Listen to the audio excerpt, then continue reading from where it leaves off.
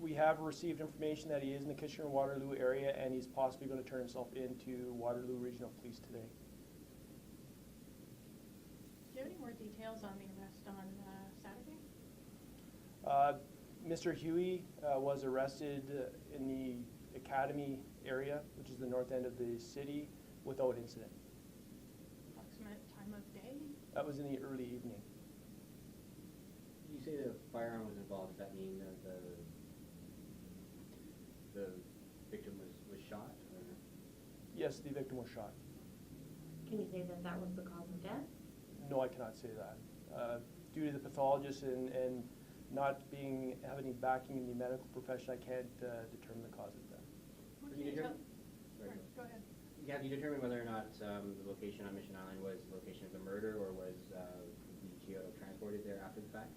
That's information that we can't release to media or the public. It'll be part of the court package that will be before the court. What can you tell us about the firearm? Is it a firearm that is legal to possess in Canada? I won't be able to comment on the firearm due to being in court now. Aside from the 3 people named as suspects, is there any other persons of interest or any other people involved?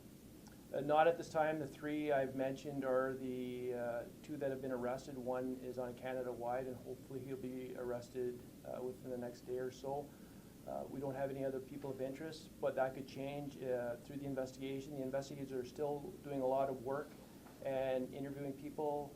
It could be possible that they identify others, but not at this time. Has he been known to police for any past violent incidences or any other criminal activity before this? We don't know. He's from the Kitchener-Waterloo area, and due to being before the courts, I can't comment on his criminal background. What about the other 2? I can't comment on the other 2 also. Thank you. Did Hardy Fox have his legal representation with him when he turned himself in? I don't know that. Was the first arrest of David Hughes, was that made possible through tips from the public, or were people coming forward? Through the tips from the public and people coming forward, and through interviews that we were able to identify all 3 males. Any known past relationships between the 3? The investigators are still working on that. What can you look? Why can't you comment on whether it's guns and gangs related just yet? Can you go into detail about that? The investigators, through their interviews, if we could say it was a gang-related homicide, we could comment, but they haven't made any of those connections as of yet. Still looking for tips? We are still looking for tips. We're looking for people coming forward. I would like to thank the local media. There's been a lot of speculation and false leads on social media. The local media, being you, have not jumped on it and ran with misleading information, which has helped our investigation immensely, so I wanted to thank the media. When you say that the charges that the 3 gentlemen are facing include kidnapping, do you know how long that kidnapping might have taken place, or what the circumstances of that was? We have a very good idea, but I won't be able to comment on that because it's before the courts and for interviews that are upcoming, and we're trying to get the timelines down even better. The fact that this is a first-degree murder investigation suggests that the victim was targeted. First degree is it was planned.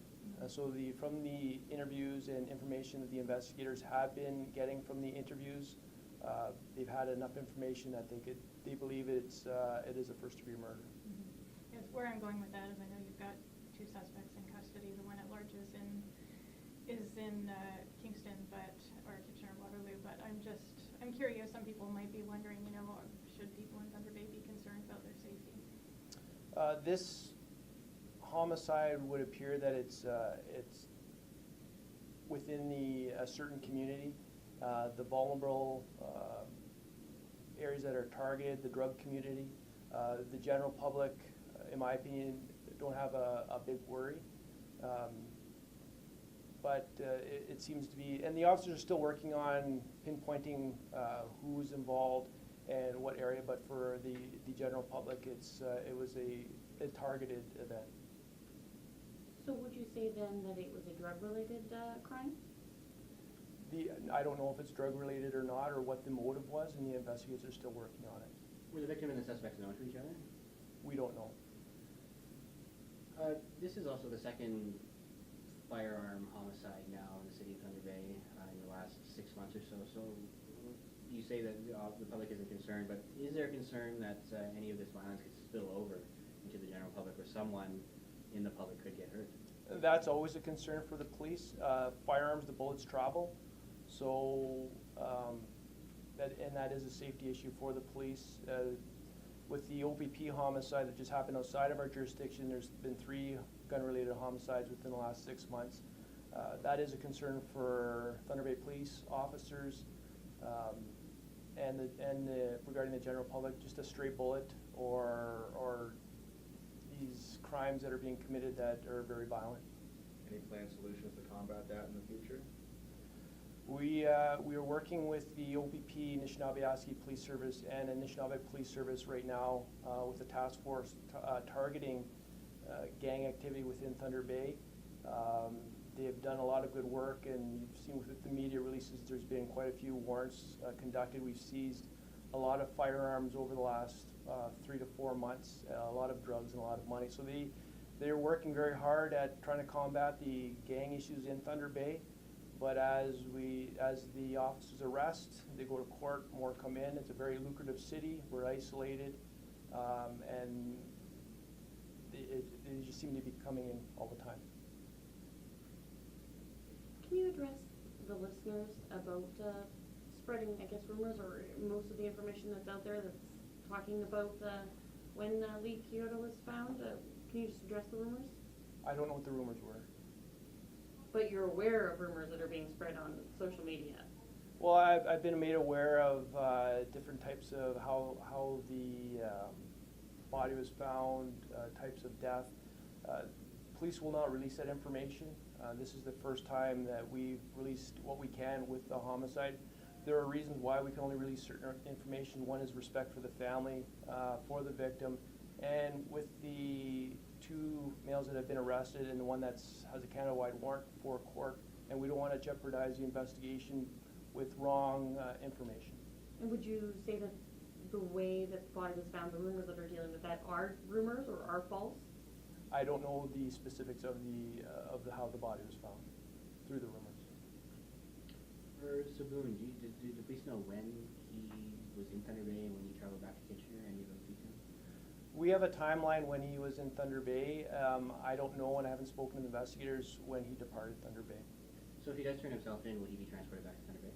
That will be an interaction between the investigators in Thunder Bay with the investigators in Waterloo and the Crown attorneys. What's the plan? Should he not turn himself in the next number of hours or days or at all? There's a Canada-wide warrant, so once he's located, he will be arrested and moved to the appropriate facility. It's going to be a little self-serving, but we have a case with 2 charges of first-degree murder and 2 charges of kidnapping and possibly a third pending in 7 days, 7 to 8 days.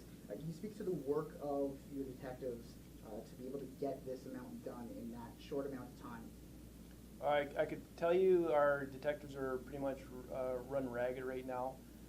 There's been numerous interviews done, numerous amount of video surveillance gone over. They have a tip line that they go through, Crime Stoppers tips that come in providing information, and everything has to be followed up. So there'll be information regarding false tips that they have to follow up just in case they're real, and the real tips that they follow up, which leads us to interviews and further to the arrest. So there's been a lot of work put into this. It affects our criminal investigations branch, our forensics identification unit, as well as our community response teams and other uniform patrol. It's been a very daunting task. Is there anything else that you can add? I mean, you talked a little bit about the circumstances of Hughes' arrest. Are there any more details that you're able to share as updates from the news release earlier today?